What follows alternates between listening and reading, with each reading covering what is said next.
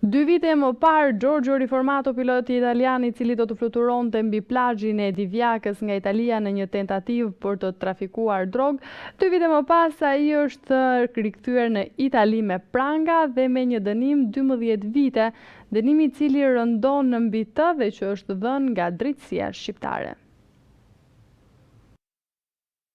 2 vite më parë, 10 maj 2014, Giorgio Riformato, piloti italian që do të fluturonte mbi plazhin e Divjakës nga Italia në një tentativë për të trafikuar drogë. 2 vite më pas, Riformato do të rikthehet në Itali, por këtë të hënë me pranga dhe me një dënim 12 vite që rëndon ndaj tij dënimi, i dhënë ky nga drejtësia shqiptare. Ishte kërkesa e 70 vjeçarit Riformato drejtues gjykues shqiptar për të transferuar dënimin e tij në burgjet italiane. Sipas Riformatos, ai ka qëndruar në burgjet shqiptare ku kishte humbur kontaktet me familjarët nga pamundësia e tyre ekonomike për ta vizituar në Shqipëri. Kjo kërkesë është miratuar këtë të njëjtën nga gjykata e krimeve të rënda dhe vendimi për transformimin e tij ka kaluar Ministrisë së Drejtësisë. Me zbardhjen e këtij vendimi pritet që brenda muajit gusht, Giorgio Riformato të transferohet për të vuajtur dënimin në Itali. Pasi ky vendim do të marrë formë të prerë për shkak se pëlqimin e ka dhënë dhe prokuroria e cila si palë në proces mund të apelonte. Me pëlqimin e akuzës, ky vendim do të apelohet edhe pas 2 vitesh kur Riformato erdhi për të trafikuar drogën, rikthehet në pranga sërish në vendlindjen e tij.